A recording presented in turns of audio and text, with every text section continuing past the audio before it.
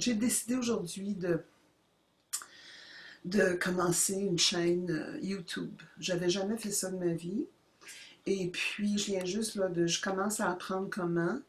Je suis allée sur Zoom pour enregistrer une vidéo, puis après ça, je l'ai téléchargée dans ma chaîne YouTube. N'importe qui peut avoir une chaîne YouTube, mais je savais pas comment ça fonctionnait. Ça fait une couple de jours que j'explore ça. C'est venu parce qu'un ami à moi m'a invité à dialoguer avec lui sur sa chaîne YouTube. Et puis, j'avais jamais fait cette expérience. Et puis là, ben, j'ai euh, j'ai j'ai voulu traduire. On m'a demandé de traduire. C'est en anglais, notre échange. Puis quelqu'un m'a demandé de traduire en français. Alors, je suis allée voir si c'était possible, comment ça marchait. Puis c'est ça qui m'a familiarisée avec comment les vidéos fonctionnent sur YouTube. Et puis, finalement, je me suis dit, je vais me servir de ça en ce moment parce que euh, je vis quelque chose de difficile. J'ai vis un passage difficile dans mon confinement. Par exemple, euh, ben,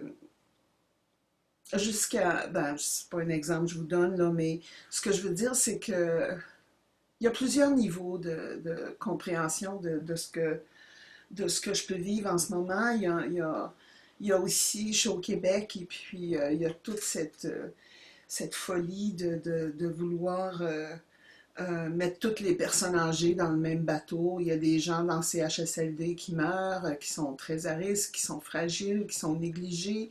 C'est effrayant ce qu'on voit dans cette épidémie, qu'est-ce qui ressort, qu'est-ce qui est mis en lumière, qui nous dit que les personnes âgées sont profondément négligées dans notre culture, dans notre société nord-occidentale.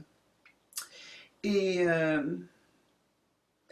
mais l'affaire, c'est qu'il y a seulement 3% des personnes de 65 ans et plus qui habitent en CHSLD, alors où ils sont tous les autres.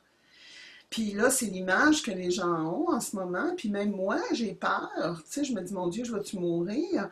Tu sais, on nous donne des chiffres chaque jour de personnes mourantes. Puis on fait partie de la grande majorité des personnes vulnérables qui attrapent le COVID-19. Et puis, mais en même temps, je me dis, bon, c'est surtout en CHSLD que ça se passe, et puis vraiment la négligence, et puis c'est très triste de voir ça, mais j'essaie de pas m'attacher à cette image du vieillissement, parce que je me dis, bon, qu'est-ce qu'on fait? Il y a plein de monde comme moi qui habitent seuls, qui sont autonomes. Moi, j'ai 70 ans. Puis je me dis, on vit, on a des stratégies de survie durant ce moment de confinement. Et puis, même s'il y a de la solitude, et c'est pour ça que je me suis dit, j'ai besoin de communiquer avec d'autres personnes qui sont peut-être dans la même situation que moi ou semblables, ou simplement qui vivent un moment difficile dû au confinement. Et puis, j'aimerais connaître les stratégies que les gens emploient, parce que moi, à chaque jour, je me dis, faut que je compose avec ça, et comment je vais faire. Et puis j'écoute ce que les gens disent à propos des précautions à prendre, et puis je suis les consignes, mais c'est pas suffisant. Il faut vivre, il faut aimer la vie, il faut avoir des projets, il faut être motivé. Et là, je pense que, en tout cas, je présume qu'il y a beaucoup de personnes comme moi qui se sentent isolées, qui ne savent pas quoi faire de leur temps, qui ne travaillent pas à domicile, comme bien d'autres. Alors, tu sais, puis on va retourner à quoi? Alors, c'est les questions que je me pose. Et puis, j'ai envie de réfléchir avec vous. Fait que c'est pour ça que je tente de faire ça, puis je me dis peut-être que ce qui peut arriver, s'il y a des gens qui sont intéressés à échanger avec moi, on pourrait se rencontrer sur Zoom, et après ça, je pourrais mettre ça sur YouTube pour que les gens nous connaissent, puis qu'ils connaissent qu'il y a des personnes âgées qui ne sont pas en CHSLD, puis qui ont des stratégies de survie durant cette période de confinement, où le monde est en train de changer, puis que c'est pas accueillant. On a peur de vieillir dans ce contexte avec tout ce qu'on a entendu. Alors, je pense que je veux pas, moi, commencer à déprimer, à me décourager. Et puis, je me dis, il faut entre nous, qu'on parle et qu'on échange sur nos stratégies, puis comment on traverse ça, et puis qu'est-ce qu'on veut aussi pour l'avenir. Alors, on a encore peut-être des années avant, on ne mourra pas toutes. Puis, j'espère, en tout cas. Fait que je pense qu'il y a beaucoup de personnes comme moi vivent de façon autonome et j'ai jamais eu besoin de service. Je fais mon ménage, je cuisine, je m'occupe de moi. Et puis, à part quelques petits bobos de temps en temps, je suis relativement bien en santé. Alors, tu sais, je me dis, bon, mais ce qui me manque, c'est bien beau de pouvoir fonctionner, mais ce qui me manque, c'est le rapport humain. Et, euh, et ça, je trouve ça vraiment difficile, de ne pas être engagé avec des gens dans des projets communs.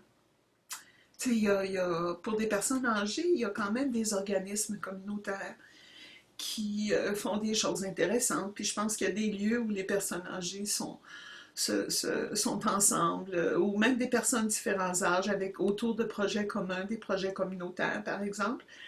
Et beaucoup font du bénévolat, par exemple. Mais là, c'est pas possible en ce moment. Alors, qu'est-ce qu'on fait de notre temps? Qu'est-ce qu'on peut faire? Tu sais, fait que pour moi, je me suis dit, bon, je vais me servir de ce moyen-là qui est à ma disposition pour rencontrer des gens. Et puis, j'apprends au fur et à mesure comment faire. Donc, c'est la première leçon qu'il faut comprendre, que les personnes d'un certain âge sont pas niaiseuses, ils sont capables d'apprendre, ils sont capables de faire des choses.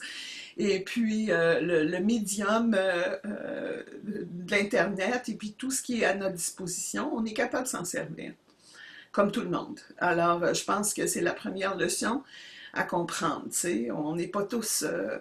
euh, on n'est pas incapable d'apprendre des nouvelles choses. Et puis, je pense que, bon, en tout cas, c'est un de mes buts, c'est qu'on puisse nous connaître, savoir qui on est, parce qu'en ce moment, on est en train, de la manière que j'entends parler, des personnes qu'on dit ici au Québec, 70 ans et plus, c'est comme si on est tous incapables, on est tous vulnérables, et puis on est tous souffrants, et puis... et c'est ça. Fait que je pense qu'il faut regarder vraiment la réalité telle qu'elle est.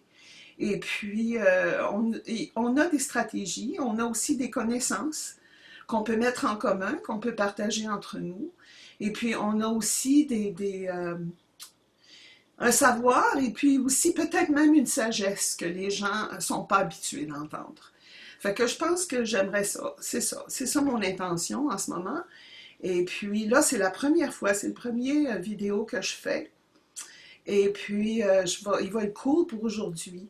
Et je sais pas, je pense que ça va évoluer au fur et à mesure, mais je vous invite, ceux qui veulent, celles qui veulent, je vous invite à m'écrire si vous voulez partager, si vous avez des choses à partager, si vous voulez participer à un dialogue ensemble, on peut organiser ça. Alors, c'est ça.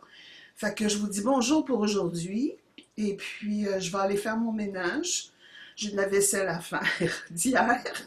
Et puis, peut-être que je vais aller faire un petit tour, visiter mon frère cet après-midi, m'asseoir dans sa cour à distance et lui dire bonjour. Je ne l'ai pas vu depuis 2 mois et demi, depuis que je suis en confinement. Et puis, il fait beau aujourd'hui, et puis c'est le temps de commencer à apprivoiser ces visites entre nous de façon sécure. C'est ça. Alors, je vous dis bonjour et puis merci.